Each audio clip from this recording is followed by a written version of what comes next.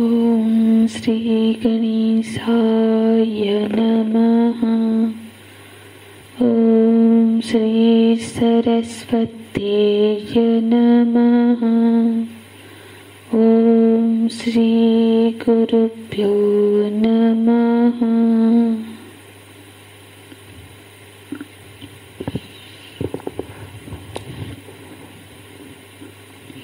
श्लोक 58।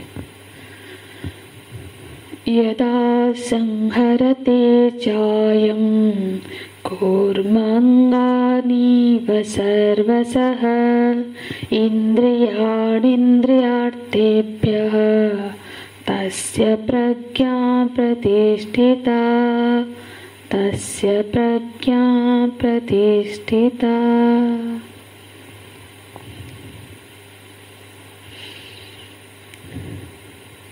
जो स्थित प्रज्ञ महापुरुष है, जब वो इंद्रियाक व्यवहार करते हैं तब उनका व्यवहार का स्वरूप कैसा होता है, ये इस श्लोक में वर्णन है।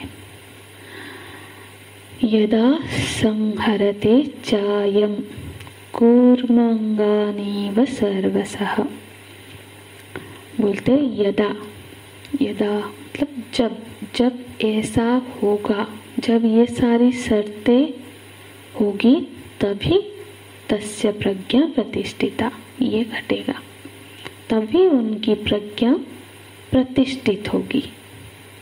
देखो, प्रज्ञा की प्राप्ति हो जाना और प्रज्ञा की स्थिरता होना, ये अलग अलग चीजें हैं।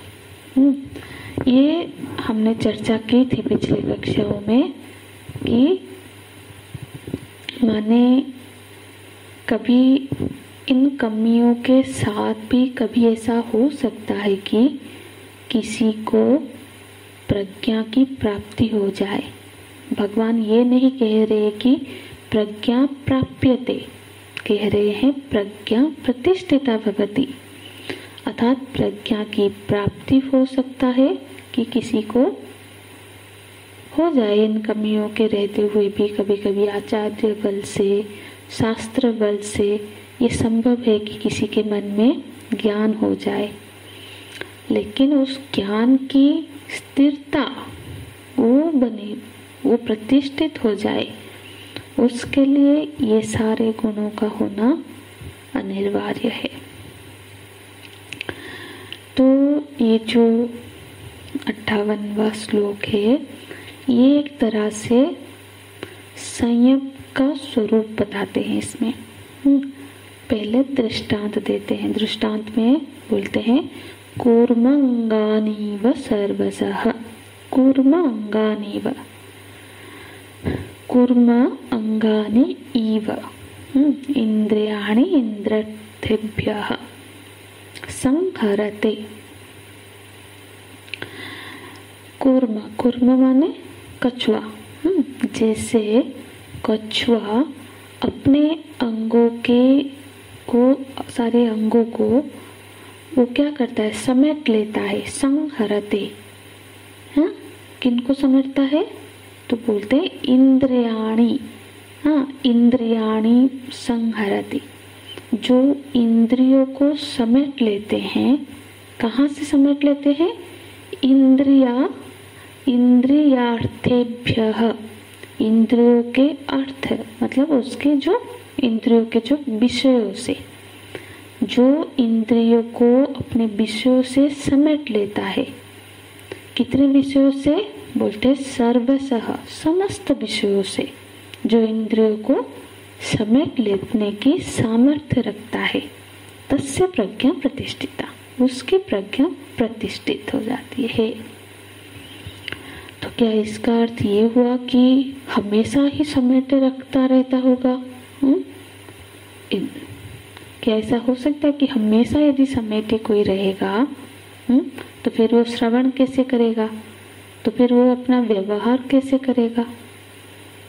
तो इसको समझना है कि यदा संहरते चायं कूर्माङ्गानीव सर्वशः। तो जो महापुरुष है वो इंद्रियों को इंद्रियों के विषयों से समेट लेते हैं। ऐसी स्थिति, देखो, सिर्फ इंद्रियों को समेटे ही रखना ये तो दो स्थिति में संभव है।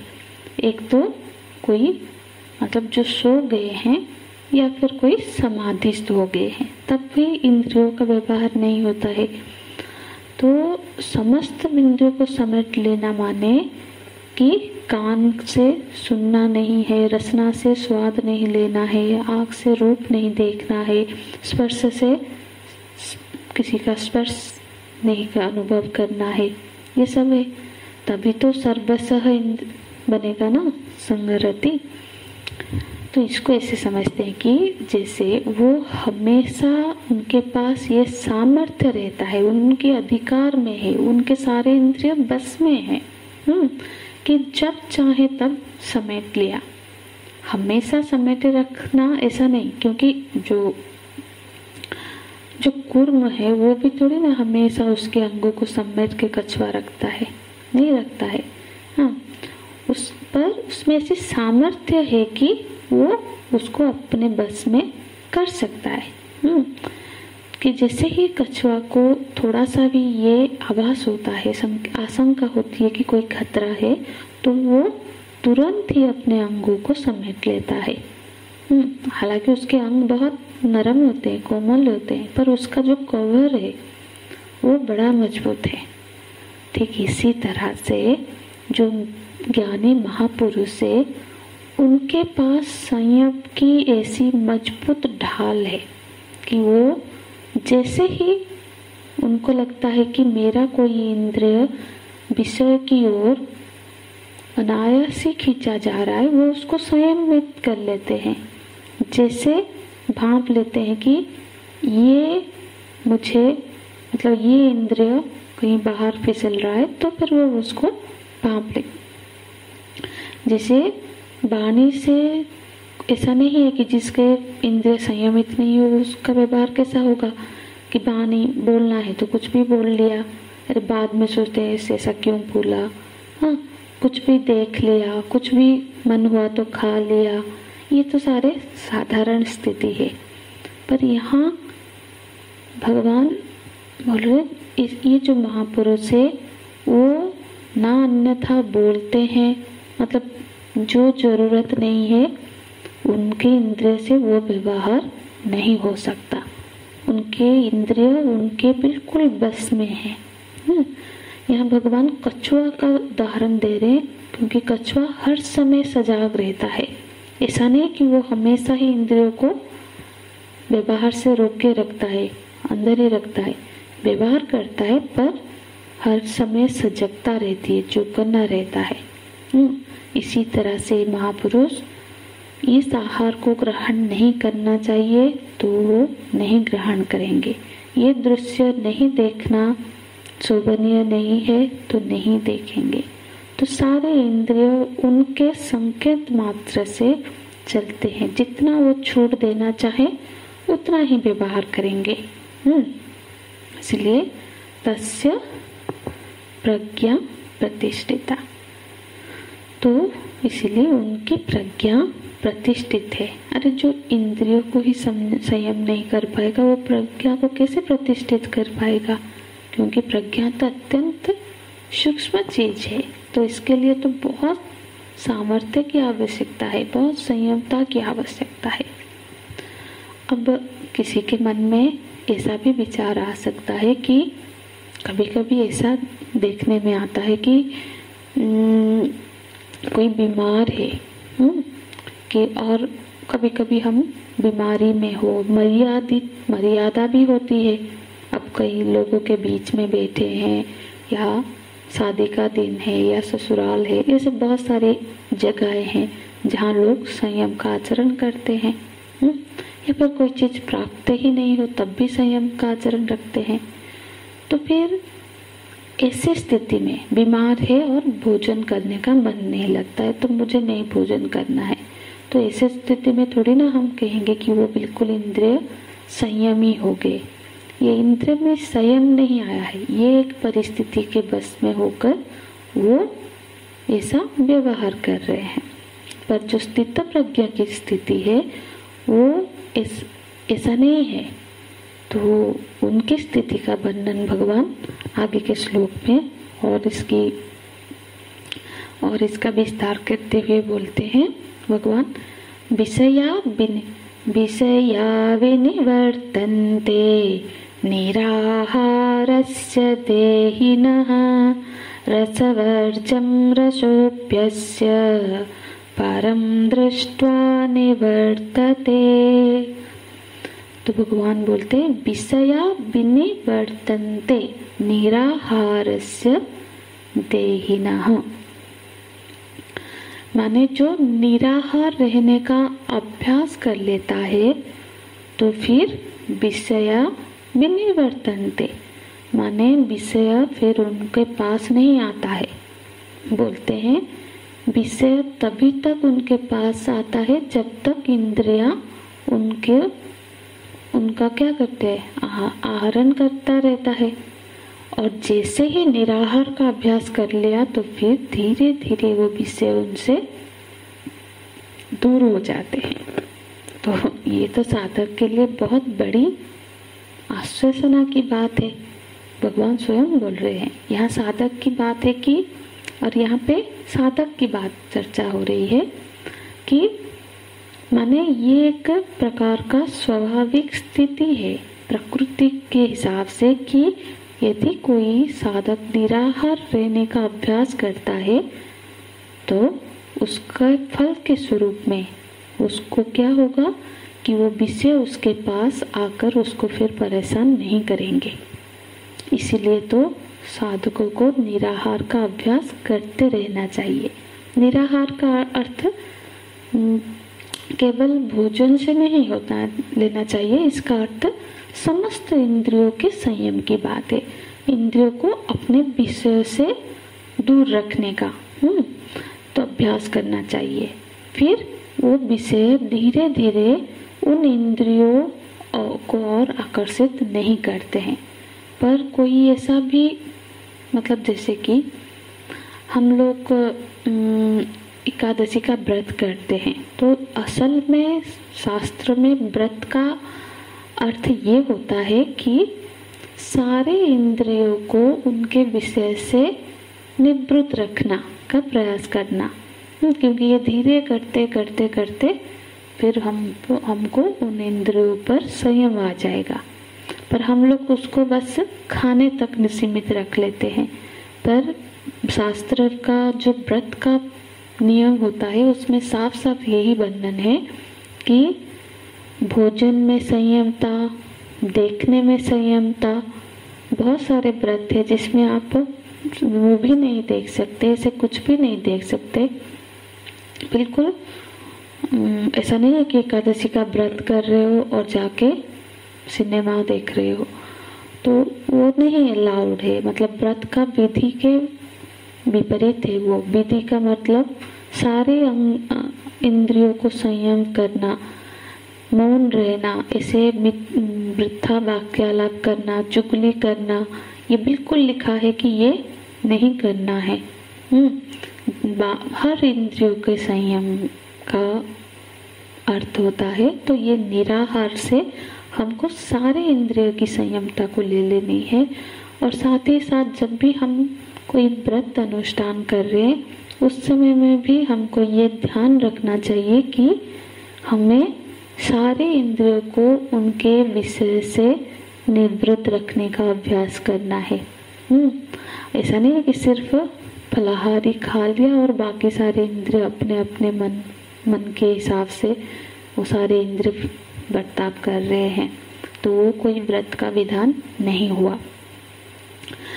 तो फिर ऐसा कोई सोच सकता है कि अब बाहर से तो उसने विषय का उस दिन, चाहे एक दिन के लिए हम व्रत करते हैं, पर उस दिन हमने वो खाना नहीं खाया, टीवी नहीं देखा, वृथा वाक्य नहीं बोले, ऐसे ऐसे जगह पे हमारे इंद्रियों मतलब पैरों से नहीं गए जहाँ नहीं जाना चाहिए, ब्रह्मचार्य व्रत का पालन किया, वो सारे चीजें किए, पर मन में तो उसके प्रति रस बुद्धि खत्म नहीं हुई है। वो तो है, फिर दूसरे ही दिन द्वादशी में तो सब शुरू हो जाता है। तो फिर रस बुद्धि तो है, तो फिर माने रस बुद्धि होने पर ऐसे संयम का क्या लाभ? नहीं, ऐसा नहीं है, क्योंकि रस बुद्धि होने पर भी यदि वो निराहार माने इंद्रियों को इंद्रियों के विषय से संयम का अभ्यास करता रहता है, तो फिर ये रस बुद्धि भी धीरे धीरे करके चली जाती है। तो भगवान बोलते हैं रस वर्जम रसोपि अस्य, विषयों के प्रति जो एक रस बुद्धि बनी हुई रहती है, वो निवर्तते। कदा निवर्तन्ते, कब उसका निवारण हो जाता है? बोलते हैं जब परम दृष्ट्वा निवर्तन्ते, माने जब परम तत्व का दर्शन हो जाता है। माने पूरी तरह से रस बुद्धि तो तभी निकलती है जब परम दृष्टा परम तत्व का ज्ञान हो जाता है। तो रस बुद्धि के बने रहने पर भी जब कोई साधक निराहार का अभ्यास करता रहता है, तो उससे क्या होता है कि विषय उसको फिर परेशान नहीं कर पाते हैं, नहीं करते। ये प्रकृति है, ये नियम है कि जैसे व्यवहार में हम जब साधक अभ्यास कर रहा है, अभ्यास का ही साधना का ही ये अंग है कि हम निराहार का अभ्यास करें। जैसे कि कोई वस्तु कोई भोजन ही हो या कोई वस्तु हमको बड़ा आसक्त है, उसमें आसक्ति है, हम बहुत पसंद है, पर हम जब संकल्प कर लेते हैं कि इसको नहीं लेंगे, जैसे चाय है, कॉफी है, कोई कुछ भी छोड़ता है, नॉन वेज भी छोड़ते हैं, तो क्या होता है धीरे धीरे करके जब नहीं लेंगे, नहीं लेते हैं और हम अपने नियम पे अड़े रहते हैं, तब क्या होता है ना, 1 महीना 2 महीना परेशानी होती है, कभी किसी को खाते हुए देख के, पीते हुए देख के, पर धीरे धीरे करके उसके प्रति आसक्ति छूट जाती है और कुछ महीने के बाद फिर सामने हो तब भी हमको और उससे फर्क नहीं पड़ता है। तो फिर यही और वो चीज हमको और परेशान नहीं कर सकता है। तो यदि किसी को लगता है कि कोई हमारी इंद्रिय की कोई विषय है जो हमको हमारे साधना में परेशान कर रही है, तो फिर निराहार रहने का अभ्यास शुरू कर देना चाहिए। और वो स्वयं ही फिर चला जाएगा। विषय का मतलब सिर्फ कोई भोजन नहीं, सारे विषय, मतलब जैसे इवन इनकी सिर्फ स्थूल विषय ही नहीं, ये जो सारे संबंध है, जब हम किसी से बहुत बातचीत करते रहते हैं, वो हर रोज उसका खबर लेते हैं, तो फिर क्या होता है ना, वो हमको फिर हमारी एक आदत बनती है। पर अब जब हम अपना समय बचाना चाहते हैं, वो सबसे अपने को दूर रखना चाहते हैं, क्या करना है, पहले हमको थोड़ा सा संयम होके दिन, हर रोज नहीं, हफ्ते में 1 दिन बात किया, महीने में किया, तो ऐसे कर करके फिर क्या होता है ना, फिर वो लोग हमको इतना डिस्टर्ब नहीं कर पाते हैं। तो विषया विनिर्वर्तन्ते, रस बुद्धि निकल, जो उस पर जो रस बुद्धि है वो भी फिर अभ्यास से धीरे धीरे निकल जाती है। तो रस का उच्छेद पूरी तरह से तभी होता है जब परम दृष्टा निवर्तते, जब सम्यक दर्शन हो जाता है, परम दृष्टा। इसीलिए साधक को आत्म प्रज्ञा की स्थिरता का अभ्यास करते रहना चाहिए और उसी से जो सारे रस बुद्धि, क्योंकि जब आत्मा में रस आने लग जाए तो स्वतः इंद्रिय से सारे इंद्रिय का जो विषय, बाह्य विषय में जो रस बुद्धि है वो स्वतः छूटने लग जाती है। हरि ओम तत्सत्। ओम पूर्णमदः पूर्णमिदं पूर्णात् पूर्णमुदच्यते पूर्णस्य पूर्णमादाय पूर्णमेवावशिष्यते। ओम शांति शांति शांति। हरि ओम। श्री गुरुभ्यो नमः। हरि ओम।